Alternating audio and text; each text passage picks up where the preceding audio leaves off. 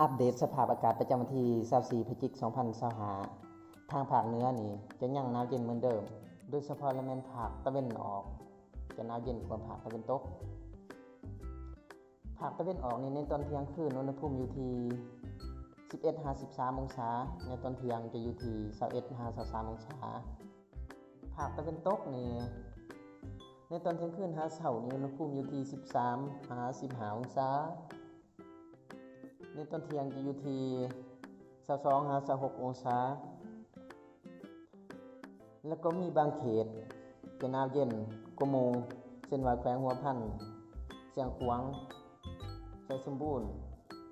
อากาศจะหนาวเย็นในช่วงเที่ยงคืนหาเช้านี่อยู่ที่ 8-11 องศาในตอนเที่ยงจะอยู่ที่ 18-21 องศาแล้วก็จะมีลมพัดคอยมาเบิ่งทางภาคกลางนี่อุณหภูมิในตอนเที่ยงคืนหาเช้านี่อยู่ที่ 15-20 องศาในตอนเที่ยงอยู่ที่ 25-27 องศาแล้วก็มีบางเขตอุณหภูมิจะหนาวเย็นนี่เช่นว่าภาคตะวันออกของแขวงบริคำไส้และก็ภาคตะวันออกของแขวงขมวนอยู่เขตดังกล่าวจะหนาวเย็นคือเก่าตอนเที่ยงคืนจะอยู่ที่ 9-13 องศาในตอนสวยอยู่ที่ 19-22 องศาแล้วก็จะมีลมพัดในระดับคอยนี่อยู่แขวงเวียงจันทน์นครหลวงแล้วก็กลางคืนนี่จะคอยกว่ากลางเว้นเนาะพัดในระดับคอยแต่ว่ากลางคืนนี่จะคอยกว่ากลางเว้นแล้วก็พัดปานกลางอยู่บริคำไส้และก็ขมวนจะพัดแห้งในช่วงบ่ายหาดึกแล้วก็มีลมพัดแห้งอยู่แขวงสะหวรรณเขต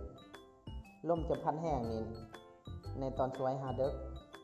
ส่วนว่าตอนเที่ยงคืนหาเช้าในระดับปานกลางสำหรับอยู่แขวงสะหวรรณเขตมาเบิ่งทางภาคใต้นี่ตอนเที่ยงคืนนี่หาเช้านี่อุณหภูมิอยู่ที่20-22 องศาในตอนเที่ยงอยู่ที่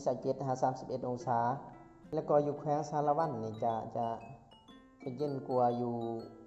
แขวงจำปาสักอัตตปือเสกองเล็กน้อยและเขตปากซองกระลึมดักจึ้งทาแต้งตะโอยสมวยอุณหภูมิในตอนเที่ยงคืนอยู่ที่ 16-18 องศา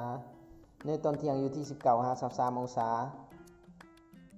แล้วก็จะมีลมพัดในระดับคอยอยู่บางท้องถิ่นแล้วก็ปานกลางแล้วก็แห้งอยู่บางท้องถิ่นเช่นว่าปากเซ่สนาสมบูรณ์ปากซองดักจึ้งแขวงสารวัตรนี่จะมีลมพัดแห้งจะมาในช่วง 9 โมงหาดึกส่วนลมพัดปานกลางนี่จะอยู่แขวงอัตตปือเสกองปทุมพรเมืองโค้งสุขุมา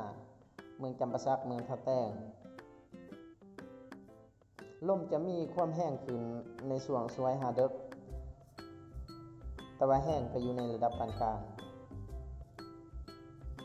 แล้วก็มีฝนตกในระดับค่อยๆอยู่เรียบตามชายแดนลาวเวียดนามตลอดทั้งวันเลยโดยเฉพาะแมนตะโอยสมวยกระลึมดักจึงแล้วก็จะมีฝนตกในช่วงเที่ยงหาค่ำตกในระดับค่อยๆอยู่บางเขตของเมืองปากซองบาเจียงปากบ่อเมืองสนามไส้เขตเมืองพุวง